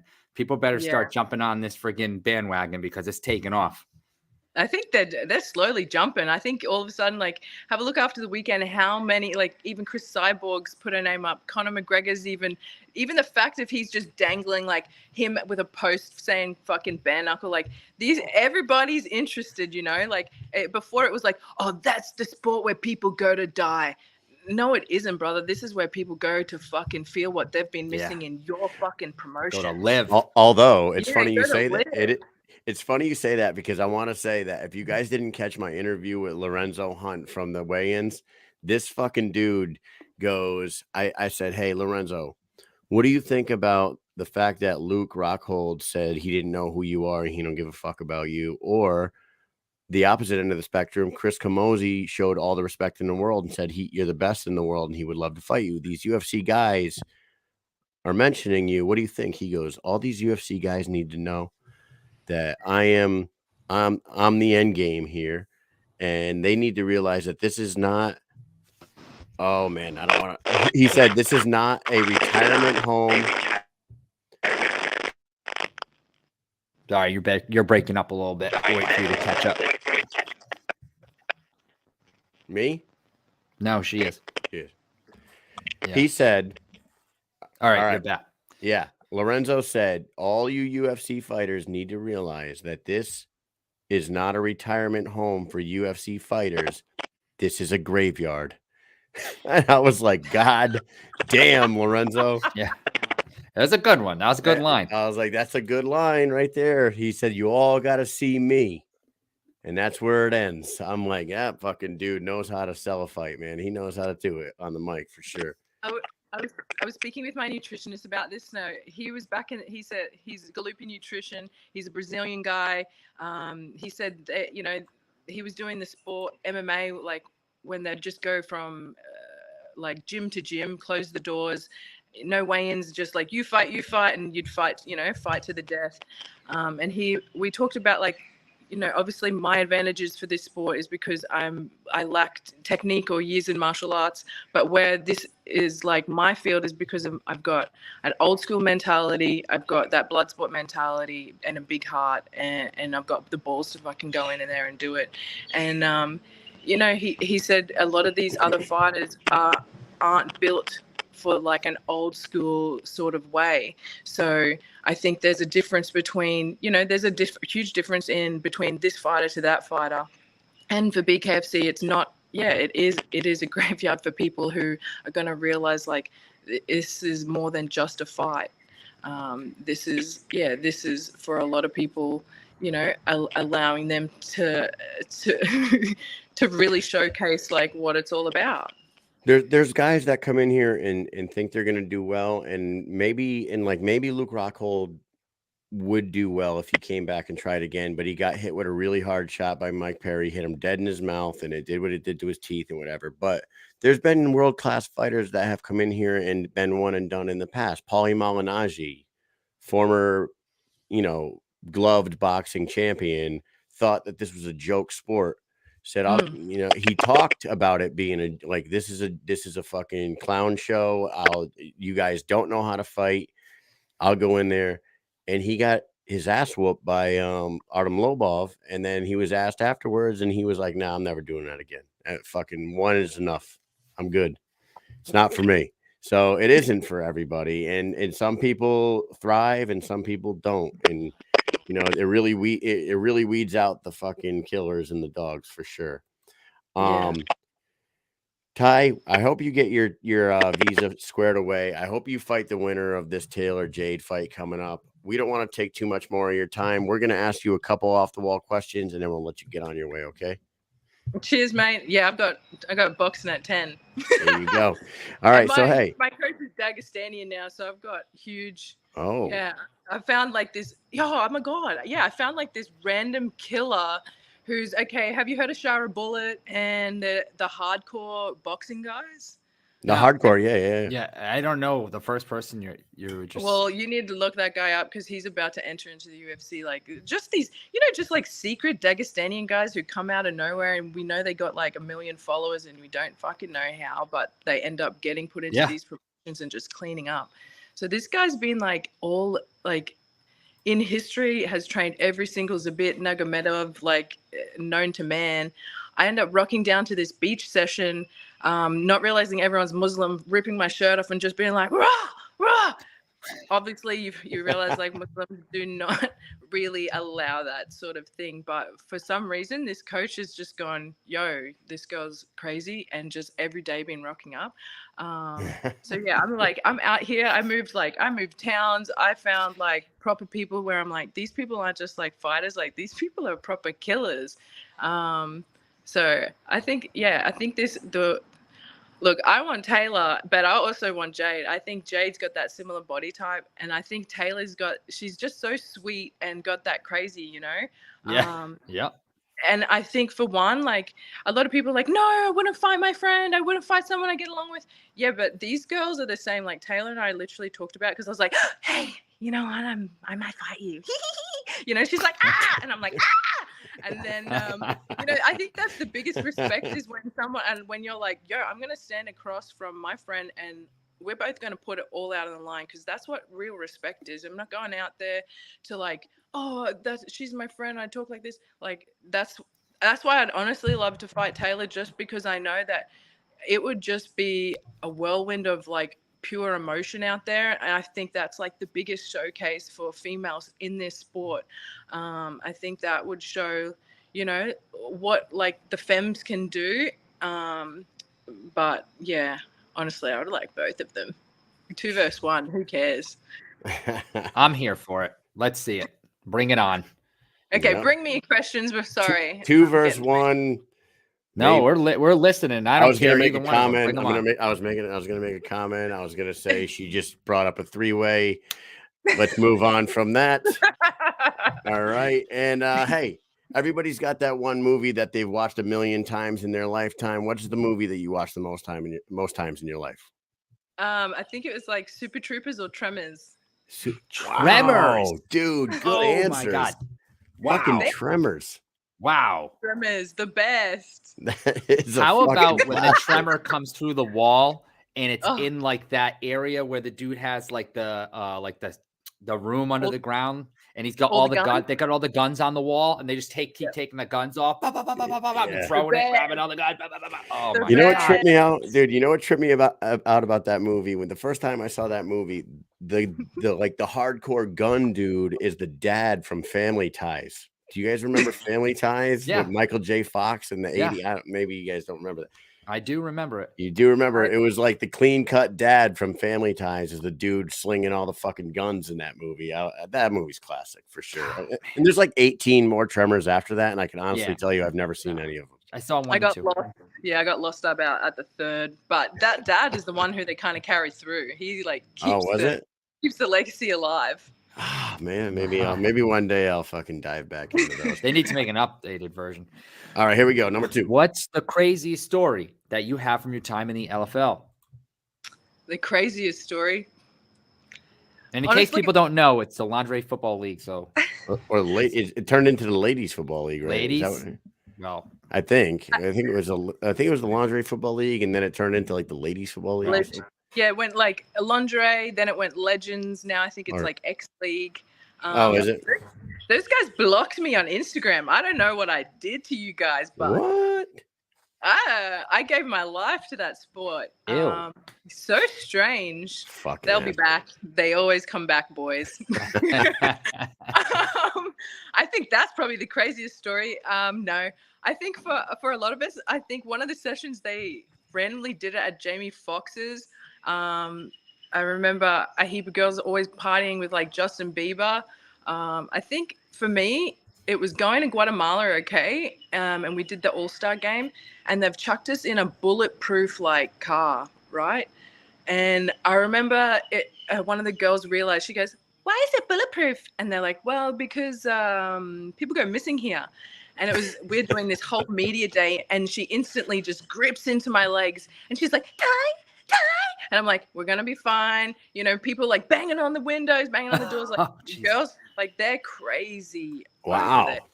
So Guatemala. I think, like, being in Guatemala and having people try and like kidnap us through a bulletproof car I thought it was sick. I was made for it. I was like, this is fucking awesome. Like, this is a good day. On the bad side of that, I remember just seeing like a lot of people's like true personalities when we were there, and them having like M&Ms and getting like the green colors pulled out, and people would do that for us. Like that to me that's crazy. That's fucking stupid. That's weird that people do that shit. Newsflash, everyone, all the M&Ms taste the same. They're just different colors, you fucking idiots. We just played football. We're not saving lives. We're just inspiring them. You know? We're inspiring lives. That's it. Jesus Christ. I love that. All right. Well, and last question for you. Let's do a thing. Finish this sentence. The world would be a better place if everyone just drink some water and get 8 hours sleep. Drink water and get 8 hours of sleep. That is solid right there. Yeah, I'm going to be extremely happy and healthy. Yeah, just a base like level of like internal happiness. I'm sure that would just have the biggest ripple effect for everyone to just stop being such a cunt. Yes. Yes. Yeah, that's so funny because you know what? A large portion of this population is dehydrated and overworked. Yeah. It's just coffee and no sleep all the time. Yeah. Coffee, yeah. I need my coffee. Yeah. All right, man. I'm from the land of the assholes. So I'm up here in freaking New England. You know, that's where we live. There's just nothing but assholes around here. Mike's drinking coffee right now with I am actually with cold brew whiskey in it. Yeah, it's got Jameson cold brew in it. You ever see that? No. So that means it's like what the Irish, what is it? It's just brewed. It's brewed with cold brew coffee beans. The whiskey is. Yeah. Oh, nice. So you add it to your coffee and it's like perfection. And you can add it to your coffee and it still smells like coffee. So Mike does it every day before he goes to work. That's right.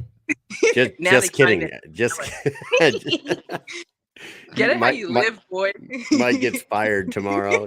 Yeah, I know. I'm gonna walk in and the commander's gonna come up to me. Friggin' colonel's gonna walk up and rip this off. Oh, that went all over my keyboard. He's gonna be like, Huddle, to my office. Where you get that coffee from? You didn't get that coffee from Dunkin' Donuts, did you? You fucking cocksucker. You. Jesus Christ. I love it, man. Well, Ty, we got to get you back in there. Call your first round management people. Tell them to get that shit done so you can get over here and fight the winner of this fight. And we can get you back in there and you can give us another viral knockout or a viral whatever you want to be viral about. You're not allowed to be titty flashing no more. I think that maybe that's probably the reason they put me in the timeout. Oh, no. No way. No, you should be 2-0. You should be 2. Anything else for everybody that's going to be watching or is watching right now? Ty, who should be 2-0? What do you got for us? Honestly, like, I'm just excited for right now. Like I said, I think coming off like what I feel was a win, but is a loss, I found like my place, you know, and like even going into that, like I'm still crazy and maybe I was still like emotional, but like I think when you reach like these newer levels of your own self and newer levels of your own mind, I think you become so much more dangerous, you know?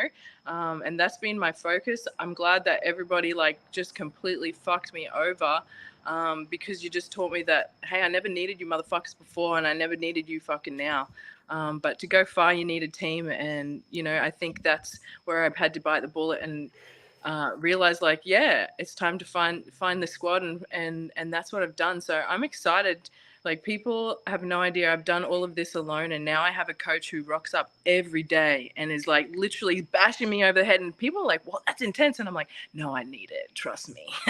Like I need that. But like, yeah, it's a dangerous time now. And I'm going to make sure like, yeah, this is going to be my sport. I think even getting to speak with Christine, she's even said that. She's like, your time's coming. Like, just keep working. And Christine was the first person I ever even sparred. So for me to watch like how people treated us in our early years in the gyms, just because we were always like ourselves, you know? So for me, like it was just so inspiring to see her. Obviously I know Beck, but just, I've got a soft spot for Christine just because we had everybody just fucking pick on us for no reason, you know? So to watch both of us like be able to live out our dreams when people said that we were never going to be nothing, like it's just the best feeling, you know?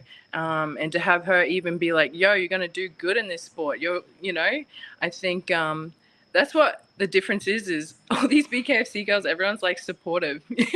Every other promotion I've ever been around, I've just met a bunch of enabled little entitled whingers. So I'm proud to be, you know, standing amongst like all my fellow BKFC girls and knowing that like at the end of the day, like I feel like we're the best. I feel like we're the best in the world. I think we've got great personalities, maybe like a little bit different, but I don't know. This is the army that I want to stand with and take over the world with. Hell yeah. Well said. Well, we can't wait to see you back in there. Very well said. Awesome. Good to talk to you tonight. And hopefully we get some fucking news on you soon. Give me some action. Yeah. We need some action out of Tai Emery. God damn it.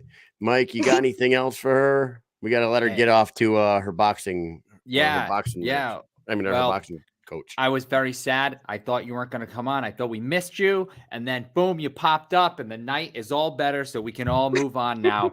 You know, and it was fantastic. It was great talking to you. Go put in a killer session and hopefully you can get to the US very soon. Very soon. I'll let you know, guys. When I know, I'll let you know. Awesome. All right. Sounds good, Ty. Thanks for coming on and we'll talk to you soon. Cheers, guys. See you later. Bye. There she is, Tai Emery. She's 2-0 in my eyes, my friend. Maybe I'll watch that fight again. I just don't even understand how she lost it. Well, I mean, the first time we watched it, I don't think that we thought that she lost. I thought that if I remember correctly, we thought. And then she said that, and then she said David Feldman called her himself and was like, "You won that fucking fight." I don't know what they're doing. A lot of people thought that, and then that happens all the time. It happens all the time. It's an unfortunate part of the sport. That's like one part of the sport that it just seems to never change. That's the one thing you never want to leave it to the judges. I mean, somebody coined that phrase way long ago. Maybe it was Dana White that might have said, "You never let it go to the judges" or whatever. Whoever said that, truer words were never spoken in the fucking world of combat sports. Don't let it go to the judges. It's very true, but it's unacceptable. You know, like it's one of the, it's a phrase that goes hand in hand in my mind with another phrase that we use in the military a lot that I hate so much. I hate it so much because I feel like it's a built-in excuse, right? That's the Army. I hate when people tell me that's the Army. Now I get it when they're making fun of like, oh, hey, we made a dumb decision. It is what that's the Army. it is what it is. Right. No, it's like, oh, so it's like, okay, you know, we could have done this and it would have been more efficient. We would have gotten more done and it would have been cheaper or whatever. Right. And then someone goes, well, that's the Army. So, okay, that's like the built-in excuse to not make it better, to not change something, to just keep moving along, to keep wasting and being dumb. I don't like that. And I feel like that this, you know, everyone, because it is a thing, we can't let it, the fighters can't let it go to the judges. Like, I don't think they're trying to go to the judges, but the judges are there to do the right thing. And they just can't seem to fucking get it right. And what do they got to do? Take classes? They need to take classes. They need to be held responsible. You know what? I hate the built-in excuse because then they're like, well, they shouldn't let it. You know, imagine if a judge sat there and was like, shouldn't have let it get to me. You know, like what? You know how you, dude, you know how, dude. Well, yeah, I get it. They straight up blew that decision. The thing that I've been saying all along about changes that they can make, you can't change the judges, but at least like in a case where like Courtney versus Gabrielle last week, like quite a few people thought Courtney won, and it went to a draw. If they would just implement the fact that we don't have fucking draws in this sport, we would have got ourselves a winner in that fight, because I think at the 5-year mark they should really consider tweaking some of their own BKFC rules and make BKFC the place where you will never see a draw. Make that fucking sudden death round a thing. Doesn't just have to be title fights. Just that's our thing. Nobody will ever go to a draw here. Yeah. 6th round, do it. Absolutely. 6th round, do it. Title fights, 7. Let's go. Yeah. It doesn't happen often enough where it would just affect so many cards. Like, oh, we had 3 draws and we had to go and all this extra time got added on. It's like, nah, it's usually a pretty fast anyways. Most of the fights are over in the 1st or 2nd round. It wouldn't affect. You'd have one fight every couple, 2-3 cards. Yeah, it wouldn't happen that often. Going to a 6th round. And then that's like, yes, because then you know you're going to the 6th round. This is do or die. Whoever does better, they win. Yeah. That's it. It's over after this. You know, Feldman himself or someone could come, Cyrus Fees could come on and say, new rules being implemented, this, and this, and just a few tweaks here and here. Title fights, now 7 rounds. All fights never go to a draw. There will never be a draw in this sport in our company ever again. For the most part, though, I love their rule set. Like, the dirty fight, the dirty boxing in the clinch, they break them up as soon as the action stops. They break them up. There's like, you can overhook, you can underhook, you can fucking throw a whizzer on somebody and continue punching. It's like, I love all that shit. I don't think they should like add like spinning back fists or you know, anything like that. But the draw, there's ways to fucking.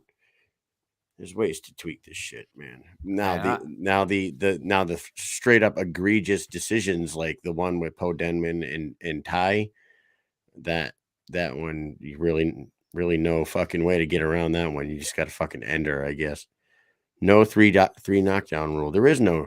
Yeah, that's what they're saying. That's what he's saying. That's a good part about it. Oh yeah, I love that. Yeah, I love that rule. That's great. You can knock a guy down 6 times. I don't know if Ben is. I'm not sure if Ben understood what we said here. Well, just so you know, we got 6 round cards now. What does that mean? Oh, I see what he's saying. Like he means a hold up, like cards, like 6 round. Oh, there's a card with a 6 on it. Yeah, I guess. Is that what you mean, Ben? Is that what you're saying? Like 6 round cards, 6th round cards. Is that what he's talking about? I think that's what he's saying. Yeah. They didn't always have. Yes, sir. He said, yes, sir. Yeah, maybe they just never thought about it. It's like an oversight. Like, yeah, we only have 5 rounds. And then all of a sudden they're like, we never go to a 6th round. And now they have a few times. So it's like, well, we better get that 6th round card, because what's the ring girl do at that point? Do they put 5 in 1? They just walk around? Yeah. Get the 5 and the 1. Add it up. So what's up? What's going on with Ben? Have you spoken with him? Yeah, I think we're rescheduling because I don't know, man. He's been a pretty great at communicating. Yeah, he always is And pretty great at communicating. for whatever reason, maybe he's busy, maybe he's sleeping, but I'm getting no answer for him. So I just shot him a message. I said, let's reschedule, no worries, and we'll do it a different day because it's getting son of a late here. bitch. It's getting pretty late here, and Yeah, it's not late where he is, right? Yeah. I don't know. I'm sorry to everybody that tuned in to see Big Ben. Yeah. At least you got to read the other Big Ben's comments the entire show. Right. You got to read his comments. He's Big Ben. Let me tell you something, dude. Tai Emery and Tyler Goodjohn, 2 great guests tonight, right? Yeah. Tyler Fantastic. Goodjohn and Tony Soto have come on our show this week and really hyped me up for this fight. Oh, yeah. They both had things to say. They both seem like they're out to get each other now. And I think the animosity feels pretty real between the two of them. I don't know if there was real animosity before, but when they started going at each other online, I think it drummed up some real fucking anger between the two of them. And they're both saying different things. You know what I'm saying? This like contract thing's got me like, yeah, I want to know all about it. I want to know exactly where both of them are. Like he's saying, of course I signed it. This is crazy. But we know Tony's saying it's not signed. So I wonder like where this whole thing, and I saw Scott in there saying something like, oh, he hasn't signed that. It's like, what the hell's going on here? What is going on? You know? Yeah, I don't know. It's wild to me. I guess we'll find out next week. I mean, he said it's signed, sealed, delivered. Everything's booked, ready to go. So the fight's on. Hey, we didn't show this photo last night. We talked to Dylan Weinmiller last night. Oh, yeah. And we forgot to bring this photo. I'm going to bring it up right now. This is a cool ass photo of me, Mike, and Dylan Weinmiller after his 7-second knockout. Yeah. Yeah, right there. I was throwing the 7 up. He was super happy. 7. That's about the most personality you're going to see out of the guy right there. He was very happy. Yeah, man. He's a very docile dude, but he's also a fucking knockout artist. And look out for those guys. That was cool, man. You wanted to get a picture, and we threw up the 7. That was fucking cool. You know what I think for the remaining people here, if you weren't here at the beginning of the show, I think there's one video that we need to replay before we get the hell out of here because it makes me laugh every time. And it's an ode to our friends here that we never got any pitch. I do have a picture from the night, but we all went out to breakfast. One, right? Us two with Big Ben 316, and also Absent Minded and Falcon tickets. We all went in the morning. Right. Oh, we have the tickets to give away too. We're so stupid. Yeah, we should. You know why? Here's the problem, right? What's up? Here's the issue with this. We did do this yesterday, and it was ruined by people who do not listen to what we say. When we say, if you want to win the ticket, if you can't make it, don't try to fucking win the tickets. What is this? Is this fucking geometry? Is this trigonometry here? Am I speaking fucking English when I say don't answer the damn question if you cannot go or if you already have tickets? Like what is Why don't we bring the ticket? Hey, why don't we bring the tickets with us? And I mean, we would have to get them from. Well, Russ is going to be there. Russ is going to be there, dude. Why don't we hook up with Russ in Big Country down in South Carolina? We'll go to some bar somewhere and we'll fucking do some trivia or something. We'll find. You want to do that, Russ? Give me the thumbs up if you want to do that. Mike and Mish, Russ in Country. Live. We'll do something live. We get there for the weigh-ins on Thursday. After the weigh-ins are over, we'll find an awesome fucking sports bar down in Greenville, South Carolina, and we'll award somebody those tickets and bring their asses to the show. And we'll get their instant response with our brand new fantastic camera that we bought on this trip. We spent a pretty penny on the way to this trip. I'll tell you, the BKFC upgraded. So Mike and Mish upgraded too. And we bought some new equipment and it is fantastic. And it was a decent amount of money too. Yeah. No, it was well worth it for the growth of this. Oh yeah, we had to do it. Well, without further ado, let's just roll this nice quick clip. Roll that beautiful bean footage. Hey, what'd you think about the fight tonight? Oh my God! Second level. I'll let you know. Hey, wait, let's. What do you think about the fight tonight? What the fuck was that shit? Denver was fucking lit, boy. Our county boys came up to show up to Denver. Every What the day, all fuck? day, every day. Hey, Cali. Now, the best place to be. The Cali boys are in town. Let's go. Shout out to BKFC. Shout out to Mike and Mish. Shout out to Tom's. Shout out, let's go, boy. Every day. Yes, dude. Shout out, let's go, boy, should be on Yeah. a fucking t-shirt, dude. Shout out, let's go, boy. I love Yeah. that so much, Yes. man. That's like my new favorite thing. Oh, I'm my telling God, you, you it's so Cali good. boys are something else, man. Yep. Thank you guys for tuning in. Thank you guys for supporting the show. Absent Minded and Falcon 09, you two are fucking awesome. Yeah. I can look forward to the next time we hook up on a trip and have a good time We'll again. see you man. again. We'll see you again soon. Yeah, and so here's the deal: we're going on another trip next week. That's correct. Mike and I are going on another trip. We're going to be down in South Carolina. We're flying at the ass crack of dawn Thursday. So once again, we're not doing a show next week. We're gonna put something. We're gonna put something. out. Yeah, but we're gonna put some stuff together that will be playing around at this time next week. So there's something for you guys to watch. We might even Give away those tickets. We Go might, live. yeah, but we might even maybe we'll record something with somebody over the weekend that we could put out. So, anyways, sir. man, it's been a fucking good time, Mike. I'm tired. We have to work tomorrow. I have drill this weekend. It just the fucking I have a fun breakfast never to go ends. to tomorrow. I'm a special guest at a Oh, breakfast dude. tomorrow. Hey, my friend. Yes, so- I am. I'm a very exquisite man. You know what I get and to do? I get invited to a Chamber of Commerce breakfast. So you're a fucking tool. Pinky's up. We got a free breakfast tomorrow. and I No, can't wait man, I've for been it. to those before. That's cool. It's a good breakfast too. Yeah, they're gonna make Is me it sing at the the Army song. Marriott? Probably Is I'd be that the the- only army guy singing. I forgot the words. Is that the Marriott? It's somewhere. Well, you know what I'm doing tomorrow? I'm going to work, I'm getting out of work, coaching a little league game, going to bed, waking up, going to drill, firing some guns, leaving there, coaching another little league game, going to sleep, and then going back to drill again. That's my weekend. Jesus Christ. Anyways, man, it's been fun, Mike. You got anything else for these peeps? I'm so tired. All right. Peace.